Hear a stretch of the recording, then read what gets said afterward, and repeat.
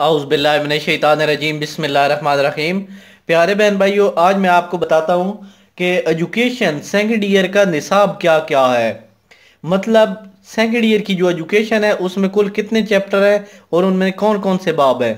तो चलिए वीडियो को शुरू करते हैं। इसमें साथ साथ मैं मेंशन करता जाता हूँ।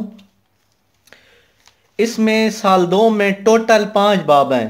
पहला जो बाब है उसका नाम है बरे सगीर में मुसलमानों की तालीम। दूसरे बाब का नाम है जनूबी एशिया में बरतानवी निज़ाम में तालीम।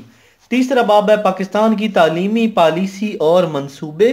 चौथे बाब का नाम है पाकिस्तान के तालीमी मसाइल।